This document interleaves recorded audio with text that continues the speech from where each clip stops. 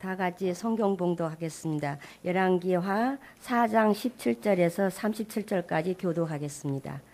열왕기하 4장 17절에서 37절이에요.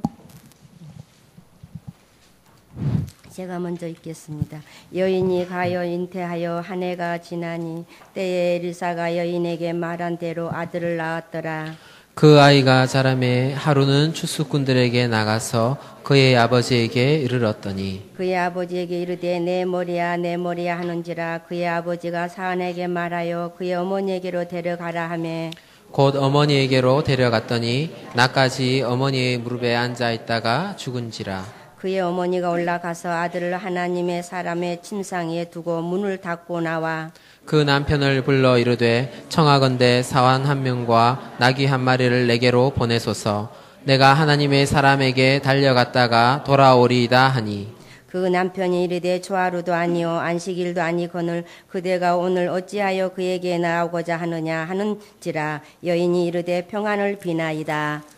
이에 나귀의 안장을 지우고 자기 사원에게 이르되 몰고 가라. 내가 말하지 아니하거든 나를 위하여 달려가기를 멈추지 말라 하고 드디어 갈멜산 위로 가서 하나님의 사람에게로 나아가니라. 하나님의 사람이 멀리서 그를 보고 자기 사한 게하시에게 이르되 저기 수냄 여인이 있도다. 너는 달려가서 그를 맞아 이르기를 너는 평안하냐 내 남편이 평안하냐 아이가 평안하냐 하라.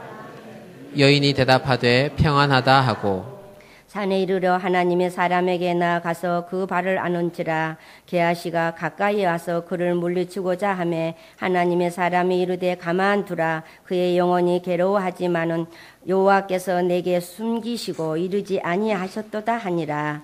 여인이 이르되 내가 내 주께 아들을 구하더이까 나를 속이지 말라고 내가 말하지 아니하더이까 하니 엘리사가 게하시에게 이르되 내 허리를 묶고 내 지팡이를 내 손에 들고 가라. 사람을 만나거든 인사하지 말며 사람이 내게 인사할지라도 대답하지 말고 내 지팡이를 그 아이 얼굴에 놓으라 하는지라. 아이의 어머니가 이르되 여호와께서 살아계심과 당신의 영혼이 살아계심을 두고 맹세하노니 내가 당신을 떠나지 아니하리이다. 엘리사가 이에 일어나 여인을 따라 가니라. 게하시가 그들보다 앞서 가서 지팡이를 그 아이 얼굴에 놓으나 소리도 없고 듣지도 않은지라. 돌아와서 엘리사를 맞아 그에게 말하여 아이가 깨지 아니하였나이다 하니라. 엘리사가 집에 들어가 보니 아이가 죽었는데 자기의 침상에 눕혔는지라. 들어가서는 문을 닫으니 두 사람뿐이라. 엘리사가 여호와께 기도하고 아이 위에 올라 엎드려 자기 입을 그의 입에 자기 눈을 그의 눈에 자기 손을 그의 손에 대고 그의 몸에 엎드리니 아이의 살이 차차 따뜻하더라. 엘리사가 내려서 집 안에서 한 번 이리저리 다니고 다시 아이 위에 올라 엎드리니 아이가 7번 재치게 하고 눈을 뜨는지라. 엘리사가 게하시를 불러 저 수냄 여인을 불러오라 하니 곧 부름에 여인이 들어가니 엘리사가 이르되 내 아들을 데리고 가라 하니라. 다 같이 함께 하십니다. 여인이 들어가서 엘리사의 발 앞에서 땅에 엎드려 절하고 아들을 안고 나가니라. 아멘.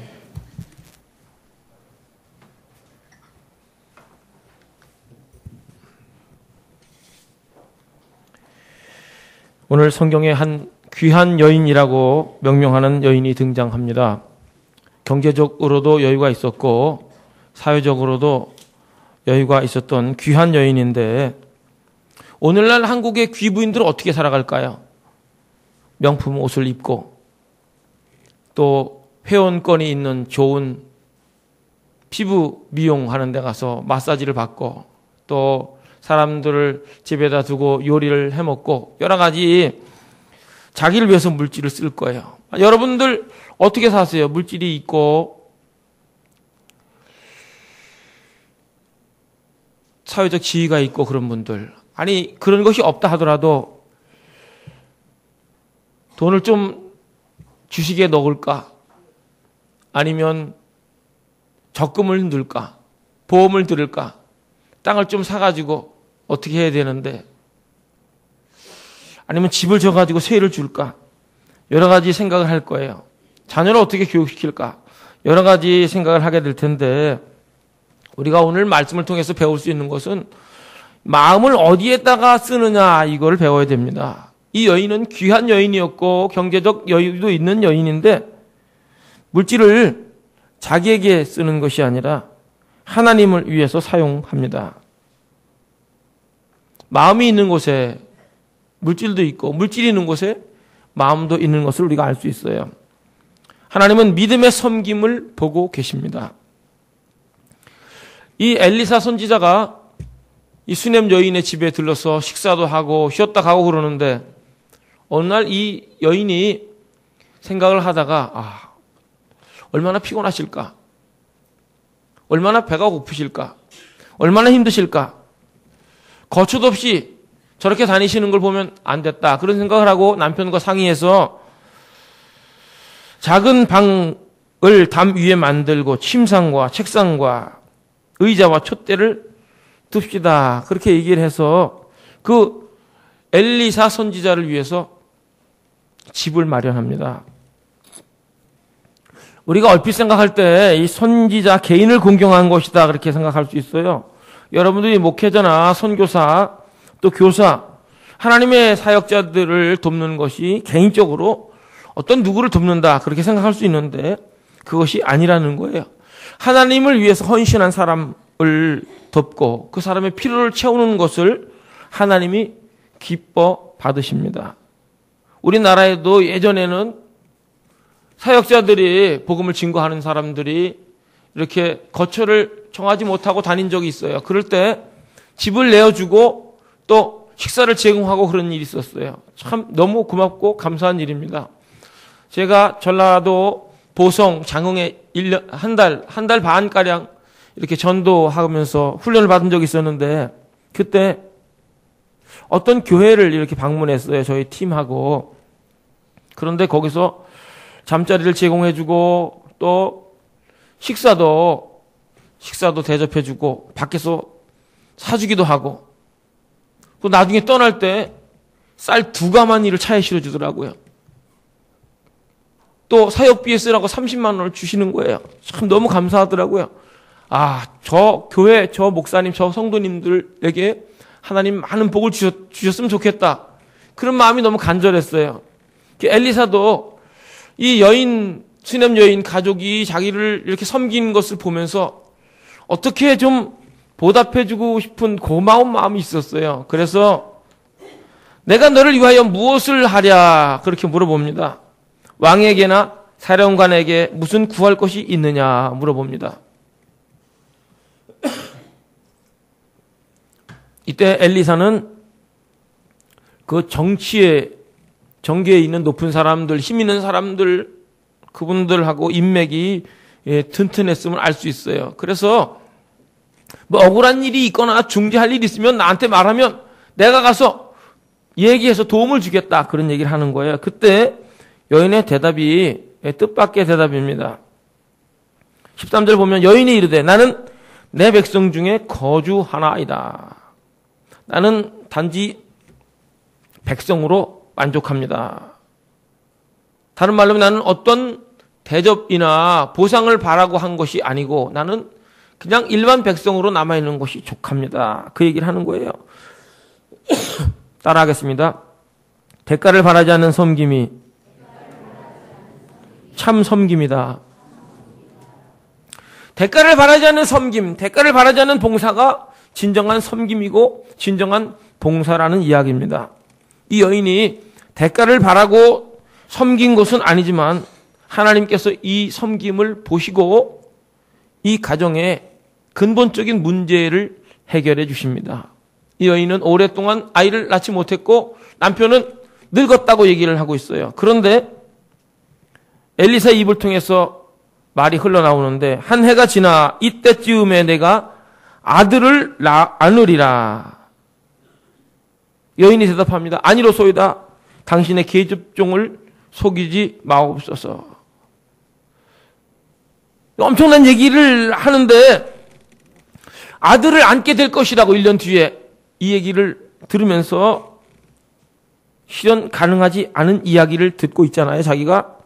자기는 오랫동안 아기를 못 낳고 남편은 늙었는데 그런데 자식은 꼭 있어야 되는 필요한 거예요.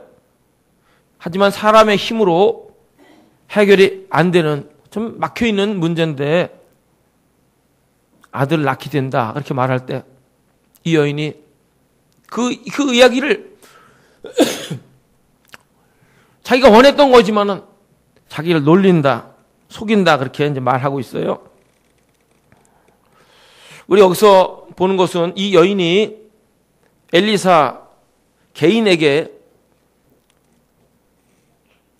엘리사 개인 어떤 한 특별한 인간을 도운 것이 아니라는 거예요.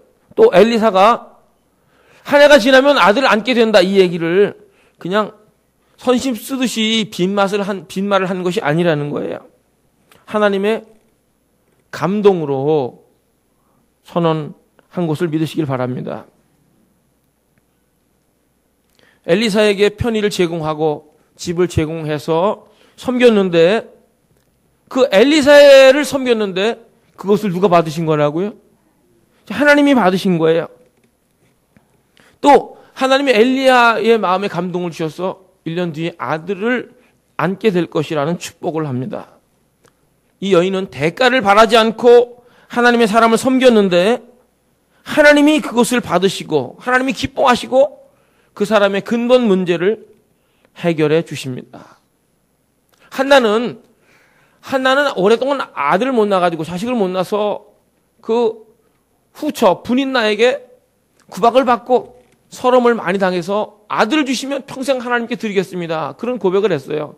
그런데 오늘 성경에 등장하는 수넴 여인은 아들 달라고 기도한 내용이 나오지 않습니다. 그런데 정말 믿음을 가지고 대가를 바라지 않고 하나님의 사람을 섬겼어요. 근데 그것이 누구 섬긴 거라고요? 하나님을 섬긴 것이 하나님을 기쁘시 하는 거예요. 하나님이 이거 받으셨어요. 그리고 하나님께서 그 마음의 소원을 기도하지 않았음에도 불구하고 들어주셨다는 거예요. 저와 여러분이 중심으로 믿음으로 하나님을 잘 섬길 때, 대가 없이 섬기고 봉사할 때 하나님이 우리의 근본적인 기도의 제목을 들으시는 것을 믿으시기를 바랍니다. 하나님이 아들을 주셨는데 여러분 이제 자식을 못 낳다가 자식을 낳으면 굉장히 귀엽고 뭐 어떻게 할지를 모르는 분들 봤어요. 제 친구는 13년 만에 태어났는데 그 부모가 어쩔 줄 모르는 거예요, 애를. 근데 여기 이 성경에 안 나와 있지만 이 가정도 얼마나 기뻤겠어요. 그 아이가 좀 자랐어요. 그 어느 날 추수하는 날 들에 나갔는데 아버지한테 가가지고 머리 아프다고 호소를 합니다. 두통이 있다고. 머리야 내 머리야 얘기하는데 아버지가 일하기 바쁘니까 일하는 사람들한테 엄마한테 데려다 주라고 그래요. 아버지들이 이래요. 뭐 머리도 짚어보고 좀 따뜻한 말 해주면 좋은데 엄마한테 데려가라고 그래요. 엄마 무릎에 앉아가지고 낮 동안 계속 있는데 거기서 무릎에서 이 아이가 죽는 거예요. 얼마나 마음이 억장이 무너지겠어요. 그 없던 아들이 생겼는데 그 너무너무 사랑스러웠던 아들이 무릎에서 죽는 거예요. 일반적인 보통 사람 같으면 어떻게 반응할까 이럴 때 대성통곡하지 않겠어요? 뭐 신랑을 부르면서 남편을 부르고 호들갑을 떨면서 목을 놓아서 울을 거예요. 그런데 이 여인은 성경에 울었다는 내용이 없어요. 침착합니다. 어떻게 했다고요? 믿음의 사람은 위기 때에 침착할 수 있어요. 왜냐하면 믿음이 있기 때문에 그래요. 그 여인이 아들을 이제 안고 집으로 갑니다. 집에서 자기 방에다 아이를 누이는 것이 아니라 엘리사 선지자가 있던 그 방에 들어가서 그 침상에 아이를 누이고 그리고 문을 닫고 나오는 거예요. 이거 왜 그랬을까?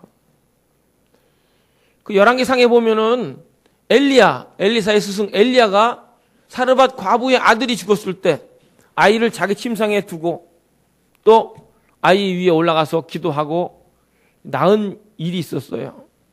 이 여인이 아마 그 얘기를 들어서 안 것 같아요. 그 믿음으로 과거에 역사하셨던 하나님, 다른 사람에게 역사하셨던 하나님이 오늘 내게도 동일하게 역사할 줄 믿습니다. 그런 믿음을 가지고 이 아이를 선지자의 방 침상에 누이고 문을 닫고 나온 거예요. 아무에게 알리지 않았습니다. 사르밧 과부의 아들을 살리신 하나님, 오늘 내 아들도 살릴 것을 믿습니다. 이런 믿음이 있었어요. 그래서 가장 가까운 남편에게도 이 일을 알리지 않고 선지자에게 달려갔다 돌아오겠다 그 얘기를 하고 이제 이 여인이 행동하는 걸 볼 수 있어요. 아이를 방에 두고 문을 닫고 나왔다는 것은 하나님의 사람을 통해 하나님이 역사하셔서 죽은 아들이 살아날 수 있다는 믿음이 있었기 때문에 그런 거예요. 문을 닫고 나왔지만 이 여인의 믿음의 문이 열렸다는 것을 믿으시길 바랍니다. 하나님은 그 닫힌 문, 그 방, 물리적인 세상의 문은 닫혀 있지만은 이 열린 믿음의 문을 통해서 그 방으로 들어가셔서 하나님이 기적을 베푸시고 은혜를 베푸신 것을 믿으시기를 바랍니다.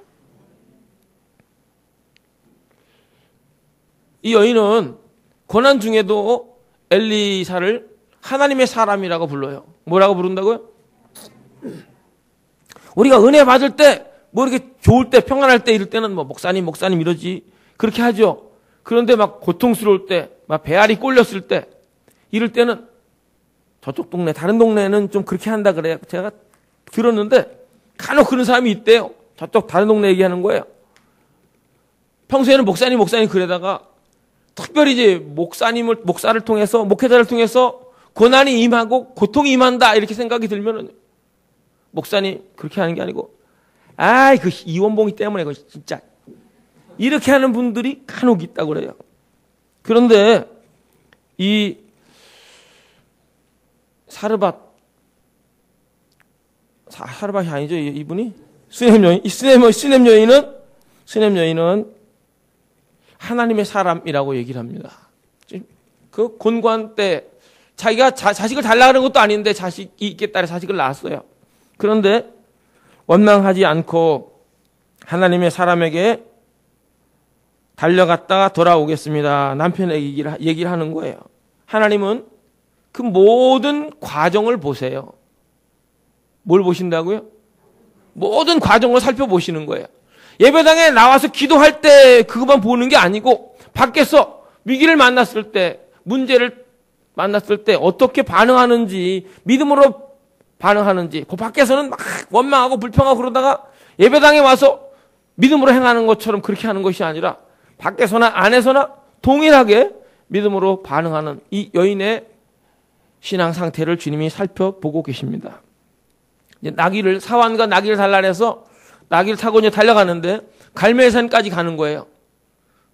내가 말하기 전까지는 계속 달리라고 얘기를 해서 이제 사환한테 시켜서 나귀를 타고 가는데 거리가 얼마큼 되냐면은 우리 보강교회에서 수원의 월드컵 경기장 그 정도 거리가 돼요.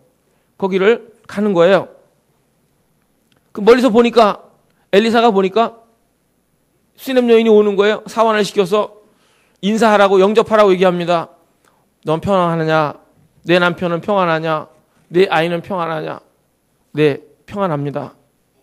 그리고 산에 올라와 가지고 엘리사한테 달려가서 발을 안았다 그렇게 기록해 주고 있어요. 게하시 사환이 와서 물리치려고 할 때 그냥 내버려두라고 얘기합니다. 가만두라. 그의 영혼이 괴로워하지만은 여호와께서 내게 숨기시고 이르지 아니하셨도다. 그 얘기를 하는 거예요. 엘리사가 영적인 능력이 출중했지만 이 여인의 아들이 죽은 것을 알았다고요? 몰랐다고요? 몰랐어요. 이 여인이 무엇 때문에 괴로워하는지 몰랐어요. 왜 몰랐을까요? 하나님이 안 알려줬으니까 모르는 거예요. 아무리 뭐 신령한 은사를 받았고 또 영역이 있고 해도 하나님이 알려주지 않으면 방법이 없어요. 이 여인이 엘리사에게 얘기합니다. 내가 내 주께 아들을 구하도이까? 나를 속이지 말라고 내가 말하지 아니하도이까? 그 누구한테 얘기하는 거예요? 엘리사에게 얘기하는 거예요. 믿음의 사람은 하나님의 사람에게 얘기합니다. 당사자에게 얘기하는 거예요. 누구한테 얘기한다고요? 당사자한테 얘기하는 거예요. 근데 믿음이 없는 사람은 누구한테 얘기하냐면 옆 사람하고 다른 사람한테 얘기해요. 누가 아들 달라 그랬어. 달라 했더니 뭐 죽고 막 사람 붙들고 하소연하고 그런다고요. 그건 믿음이 없는 사람이에요. 그 믿음이 있는 사람은 하나님의 사람에게, 당사자에게 가서 직접 얘기를 합니다. 목회자, 사역자는요, 참 이런 경우에 참 많이 어렵고 고통스러운데 하나님 바라보고 믿음으로 살려고 하는 사람, 성실하게 믿음으로 섬기던 사람에게 고난이 닥치고 아픔이 올 때 참 너무너무 마음이 아파요. 저는 가끔씩 예전에 그런 생각을 했었는데 병원에 신방 갔다 오다가 너무너무 속이 상한 거예요. 왜 목사가 됐을까?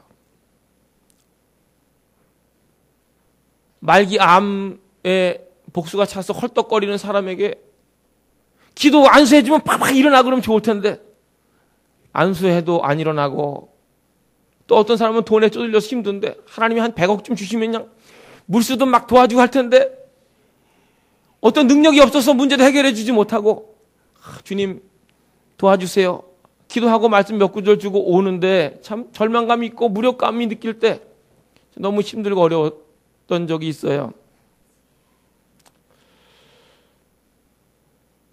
엘리사도 이 여인을 보면서 마음이 괴로웠을 거예요. 이제 엘리사가 게하시 그 종에게 얘기합니다. 지팡이를 쥐면서 이 지팡이를 가져가면서 누가 인사하면 인사도 받지 말고 말도 하지 말고 그 아이의 얼굴에 올려놓으라. 그렇게 지시를 했는데 그 이제 수넴 여인이 말하는 거예요. 난 당신을 떠나지 않겠습니다. 맹세코 당신을 떠나지 않겠습니다. 얘기를 해요. 이건 어서 또 이거 열왕기 하 2장에 나오는 얘기인데 비슷한 내용이 엘리사가 스승 엘리야하고 이렇게 만났을 때 엘리야가 길갈에서 넌 여기 있어라. 그런데 또 베델까지 쫓아가요. 넌 베델에 있어라. 또 여리고까지 쫓아가요. 너 여기 베델에 있어라. 여리고 있어라. 그런데 또 요단까지 쫓아가요. 왜 쫓아갔냐면은 당신의 성령이 역사하는 당신의 영감을 갑자기 얻기 원합니다. 은혜를 누리기 위해서 하나님의 능력과 은혜를 덧입기 위해서 계속 쫓아가는 거예요. 이 여인도 어서 그 얘기를 들었는지 끝까지 따라가는 거예요. 믿음은 끝까지 하는 게 믿음입니다. 언제까지 하는 게 믿음이라고요? 타협하지 않는 거예요. 이쯤에서 반응이 없다. 물러서는 게 아닙니다. 믿음은 끝까지 하는 게 믿음이에요. 그 사환이 가서 아이의 얼굴에 지팡이를 올려놨는데 아무런 반응이 없어요. 이제 엘리야에게 얘기합니다. 엘리야가 들어갔더니 자기하고 아이밖에 없어요. 아이는 어떤 상태라고요? 죽은 상태, 시체예요. 하나님의 사람의 그 침대도 효력이 없었고 그 하나님의 사람이 가지고 다니는 능력의 지팡이도 소용이 없었어요. 엘리사가 기도하는 거예요. 성경에 보면 기도했다 그랬어요. 그리고 행동하는 게 좀 이상해요. 괴상한 행동을 합니다. 시체 위에 엎어져가지고 눈과 눈을 맞추고 입과 입을 맞추고 손과 손을 마주대는 거예요. 여러분 이 얘기를 들으면서 여러분이 현실적으로 이거 내일이다 생각 안 해서 그렇죠. 만약에 하나님 우리한테 시킨다면 하기 쉽지 않아요. 저는 돌아가신 분 이 시신을 한 수십 분 만졌어요. 이렇게. 굉장히 찹니다. 특별히 병으로 돌아가신 분들은요. 냄새도 나고 굉장히 역겨운데 하나님께서 이 엘리야가 기도할 때 감동을 주셨어요. 아이 위에 엎드려라. 그렇기 때문에 엎드린 거예요. 자기 마음대로 한 게 아니에요. 그 지팡이가 능력이 있을 거를 기대했어요. 그러나 하나님은 그걸 원한 게 아니고 내 전 존재를 그에게 던져라. 주님이 이렇게 말씀하신 거예요. 뭘 던지라고요? 전 존재를 던지라. 운동선수들이 공을 받으려고 1m, 2m 몸을 던져요. 운동선수들만 그런 게 아니고 저도 그랬어요. 탕수육 내기 족구 시합을 할 때 그 탕수육 한 접시 때문에 2m, 1m 몸을 던져서 공을 받습니다. 그런데 우리가 주님의 역사를 기대하고 주님의 도구로, 주님의 축복의 도구로, 은혜의 통로로 우리가 몸을 던져야 된다는 거예요. 그냥 우리가 옛날에 했던 방법대로 내 인격과 내 정성과 내 믿음과 마음을 쏟아붓지 않고 그냥 지팡이 하나로 옛날에 했던 방식대로 옛날에 했던 그 테크닉이나 노하우나 이런 걸 통해서 되는 것이 아니고 내 온 인격을 다해서 쏟아 부으라. 주님이 이렇게 말씀하시는 거예요. 그래서 이제 엘리사가 올라가서 입에는 입, 눈에는 눈, 손에는 손을 이렇게 댑니다. 엘리사가 순종하는 거예요. 이건 묵상하면서 이거는 하나님의 마음이 아니면 할 수 없는 일이에요. 여러분에게 누가 돈을 줄 테니까 시신 위에 입에 입을 맞춰라. 할 수 있겠어요? 참 어려운 거예요. 그런데 하나님께서 이 아이를 향한 불쌍한 마음, 사랑하는 마음을 엘리사에게 부어주셨어요. 저는 그렇게 믿어요. 또 그 엄마가 아들을 향한 그 마음, 하나님의 사람을 신뢰하는 그 마음, 하나님을 바라보는 그 믿음을 보시고 하나님께서 엘리사의 마음을 감동시켰다고 그렇게 믿습니다. 그래서 기꺼이 시신이 올라가서 이렇게 엎드려서 눈, 입, 손을 이렇게 마주대고 있는데 아이의 몸이 점점 따뜻해졌다 그랬어요. 엘리사의 몸은 어떻게 됐을까요? 점점 차가워졌겠죠. 시신이 얼마나 찬데요. 그래서 내려와가지고 또 집안 이쪽 저쪽을 돌아다니다가 다시 올라가서 이렇게 다시 됩니다. 그때 아이가 7번 재채기를 하고 눈을 떴다 그랬어요.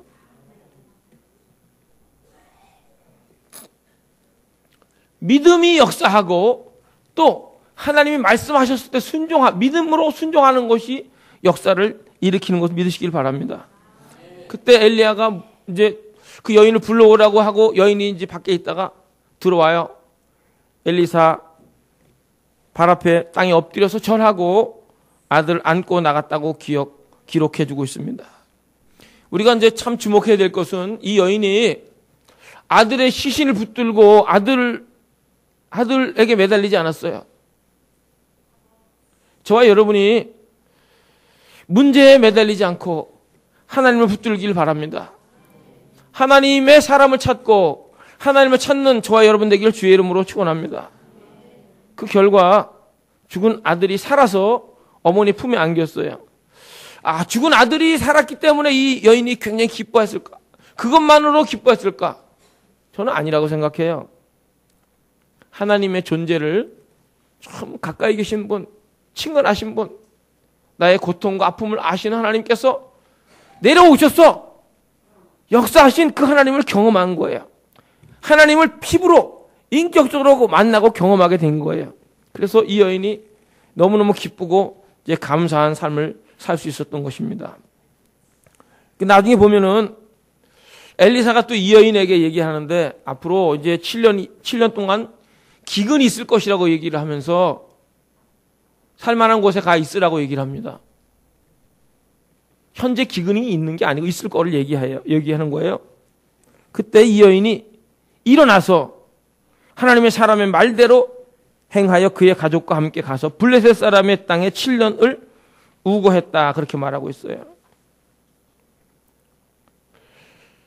믿음으로 섬기는 사람, 믿음으로 순종하는 사람에게 하나님이 복을 주십니다. 그리고 고난을 피할 길을 주십니다. 수많은 사람들이 기근으로 어려움을 당하는 이때에 이 여인에게 피할 길을 주시고 이 여인을 그 고난에서 제외시켜 주세요. 성경에 이 여인에 대한 행적이 자세하게 나오진 않았지만은 하나님을 향한 그 마음이 어떻기에, 하나님을 향한 그 믿음과 순종과 하나님을 사랑하는 그 마음이 얼마나 대단했기에 하나님이 이렇게 이 딸에게, 이 가족에게 은혜를 베푸시는가를 한번 생각해 봐야 된다는 거예요. 우리는 하나님 이거 주세요, 저거 주세요, 복을 주세요, 많이 기도를 합니다. 그거 다 주시면 우리 안고 넘어질 거예요. 막 질식할지도 몰라요. 그런데 우리가 하나님을 기쁘시게 하기 위해서 은밀한 중에 섬기고 봉사하고 믿음으로 행하고 순종하는 삶에 게을렀다면 저 여러분이 하나님을 기쁘시게 하는데 집중할 수 있기를 바랍니다.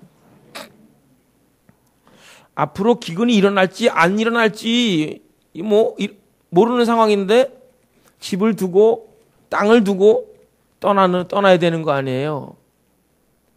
이게 어려운 거예요. 외국에 나가서 산다는 것이. 근데 어떻게 나갈 수 있었는가? 그것은 엘리야 개인, 인간이 충고한 게 아니라는 걸 알았어요. 하나님의 사람 엘리사를 통해서 하나님께서 말씀하신다는 걸 믿은 거예요. 누가 말씀하시는 걸 믿었다고요? 그런 믿음이 있었기 때문에 떠날 수가 있었어요.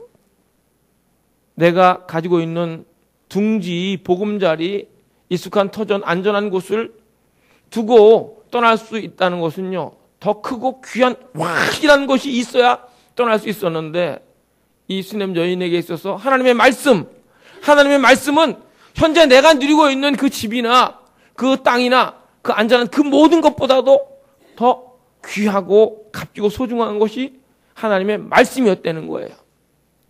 저는 이사할 때 또 교회로 옮길 때 하나님이 말씀을 주셨어요. 상황은 돈도 환경도 자녀의 학교도 여러 가지로 걸리는 게 많았어요.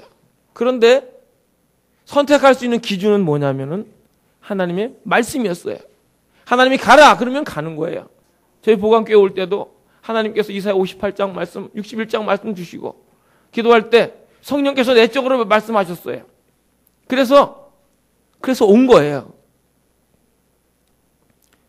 하나님이 말씀하시면 순종하는, 믿음으로 순종하는 저와 여러분 될 수 있기를 주의 이름으로 축원합니다. 7년 동안 기근을 면해서 잘 살다가 돌아왔는데 자기 집, 자기 땅이 다른 사람 소유가 된 거예요. 이 순종했는데, 믿음으로 살았는데, 하나님의 말씀에 잘 반응했는데, 이게 뭡니까? 믿음으로 살았는데 왜 이렇게 어려움을 당합니까? 아까도 그랬잖아요.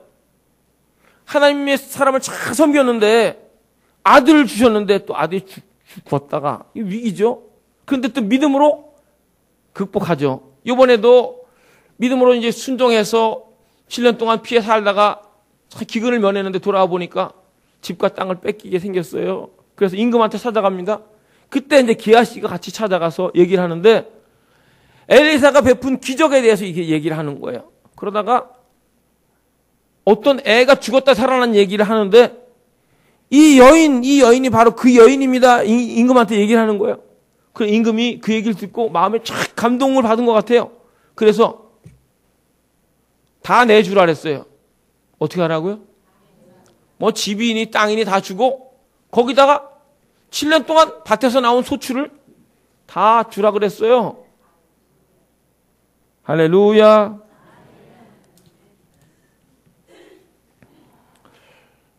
믿음으로 하나님을 잘 섬겼는데, 대가를 바라지 않고 섬겼는데, 하나님의 사람을 섬겼는데 하나님이 그것을 받으시고 그 가정에 꼭 필요한 걸 채우셨어요. 아들을 주셨어요. 그 다음에 죽은 아들을 또 살아났어요. 그 다음에 7년 동안 가뭄을 피할 수 있었어요. 돌아와가지고 다시 고향으로 돌아와서 잃어버릴 뻔했던 땅, 집을 다시 되찾았어요. 그 다음에는 농사도 안 졌는데 7년 동안 농사도 안 졌는데 7년 동안 받은 소출을 또 계산해서 받을 수 있었어요. 그것이 수냄 여인이 누렸던 복이에요. 그런데 우리는 이 뒤의 말이 굉장히 은혜가 돼요. 아들을 얻었습니다. 죽었던 아들이 살아났습니다. 고난을 피할 수 있습니다. 잃어버릴 뻔한 거 다시 찾을 수 있습니다. 수고하지 않았는데도 하나님이 복을 주십니다. 아멘, 아멘, 아멘 주세요. 그런데 전반부에 행했던 수냄 여인이 대가를 바라지 않고 믿음으로 순종하고 하나님의 사람과 동행하고 마음을 어디다 쓰느냐, 물질을 어디다 쓰느냐, 하나님이 기뻐하시는 데 쓴다는 거예요.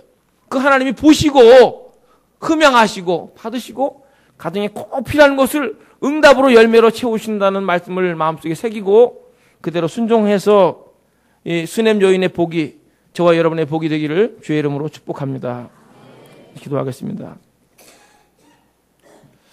우리가 그동안 우리가 가진 물질, 건강고 우리 마음을 어디에 썼는지, 정말 하나님을 기쁘시게 하는 데 썼는지, 나의 노후를 내 안전한 더 나은 삶을 위해서 마음을, 물질을 썼는지 생각하면서 이 수냄 여인의 믿음을 담게 하옵소서, 믿음으로 순종하게 하옵소서.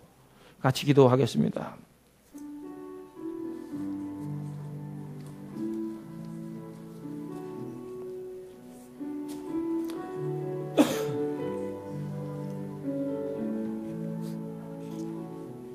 하나님, 보다 나은 삶, 노후를 준비하고 또 보다 안전하고 더 많고 더 그냥 누리려고 하는 우리들에서 세상의 가치를 갖고 살아가는 우리, 하나님 나라의 가치로 살게 하시고 하늘나라의 시민으로 살게 도와주시옵소서.